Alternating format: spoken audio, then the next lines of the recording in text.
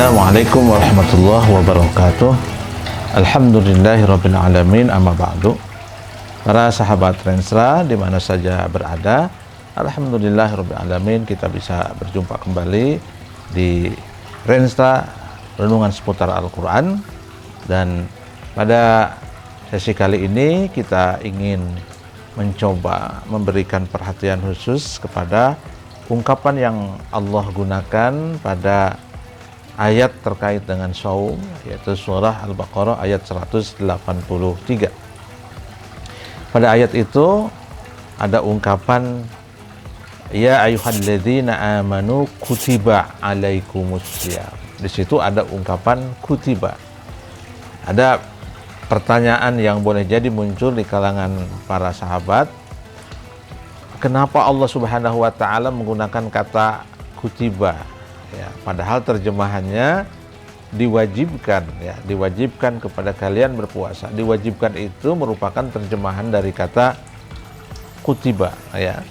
Pertanyaannya, kenapa tidak menggunakan kata furido atau wujiba, ya, atau redaksi-redaksi yang lainnya yang menunjukkan makna kefarduan atau menunjukkan makna kewajiban. Nah, para sahabat yang dimuliakan Allah Subhanahu wa taala, sebagaimana saya sampaikan pada video-video sebelumnya, ya, di bulan Ramadan sebelumnya, bahwa kemukjizatan Al-Qur'an itu juga terletak pada aspek diksinya.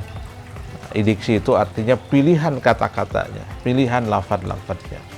Jadi kata-kata yang Allah pilih dalam Al-Qur'an itu sesungguhnya punya alasan-alasan tersendiri, punya faidah-faidah tersendiri. Jadi artinya tidak mungkin Allah Subhanahu wa taala menggunakan kata kutiba kalau tidak ada maknanya, kalau tidak ada fungsinya. Nah, jadi kita tidak bisa mengatakan bahwa kataba itu maknanya sama dengan farodo atau wajaba.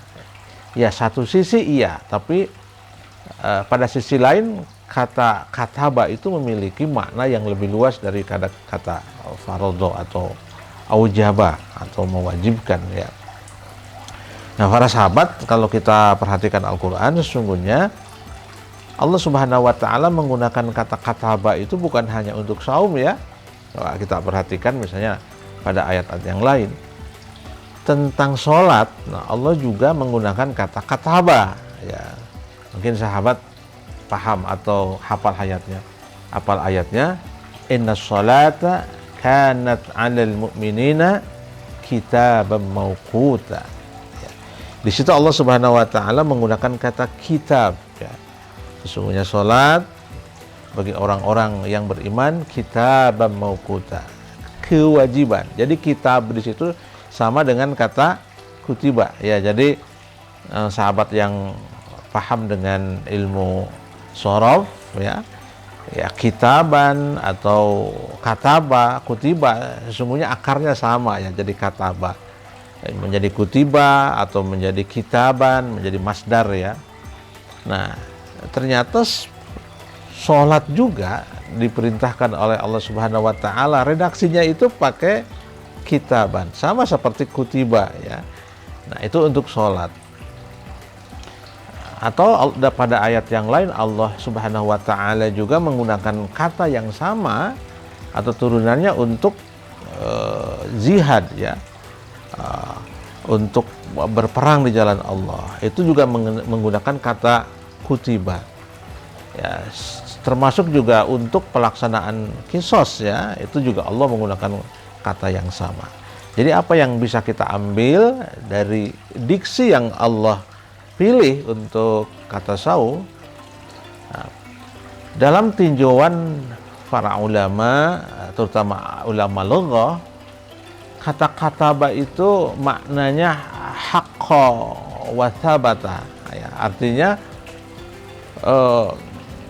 telah ditetapkan, ya, telah ditetapkan atau telah tertulis di dalam satu naskah, dalam satu kalau kita mungkin dalam satu SK, sehingga orang tidak lagi berpikir untuk menolaknya, ya. Jadi beda kalau kita mengatakan coba Anda buat ini dengan misalnya ini SK sudah ada, ya tentu kita tidak ada penolakan lagi untuk. Nah, ketika Allah Subhanahu wa taala menggunakan kata kataba, itu makna yang bisa kita ambil adalah betapa perintah-perintah agama yang dititahkan kepada kita menggunakan kata kataba itu mempunyai posisi yang sangat penting dalam Islam. Ya, maka di situ ada saum, puasa, kemudian sholat, jihad, itu perintahnya adalah pakai redaksi kataba. Nah, jadi dari sini kita bisa mengatakan bahwa kata farodho dengan kata kataba itu memang maknanya sama, mewajibkan. Tapi kata kataba itu punya stressing, punya penekanan makna yang lebih dalam, sehingga orang tidak lagi ada celah-celah untuk menolaknya. Karena kata kataba untuk menunjukkan bahwa sesuatu yang akan dibangun itu sudah tetap, sudah sudah panceg gitu ya. Jadi sudah, sehingga tidak memungkinkan lagi bagi orang-orang yang beriman untuk menolaknya ya. Lalu kemudian sahabat yang saya muliakan, coba perhatikan kata ya ayyuhalladzina amanu kutiba alaikumusiyam. Nah, kalau menurut santri ini bahasanya bahasa majhul. Sigotnya sigot majhul. Kenapa? Karena pelakunya atau fa'ilnya itu tidak disebutkan. Siapa yang mewajibkan pada ayat ini? Kan tidak ya? Redaksinya ya ayyuhalladzina kutiba, diwajibkan kepada kalian. Siapa yang mewajibkan? Situ tidak disebutkan. Memang kita tahu yang mewajibkan Allah Subhanahu wa taala. Tapi kenapa ayat itu tidak menyebutkan lafdzul jalalah? Ya.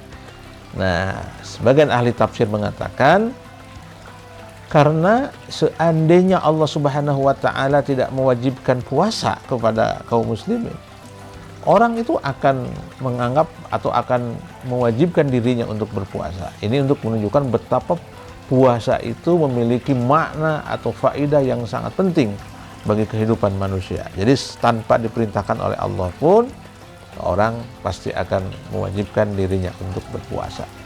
Ini sekilas beberapa makna atau rahasia kenapa Allah Subhanahu wa taala menggunakan kata kutiba dalam Al-Baqarah 183, tidak menggunakan kata furidho atau tidak pula menggunakan kata wujiba. Mudah-mudahan kita semua diberikan pencerahan oleh Allah Subhanahu wa taala untuk memaknai setiap diksi-diksi dalam Al-Quran. Amin ya rabbal alamin. Assalamualaikum warahmatullahi wabarakatuh.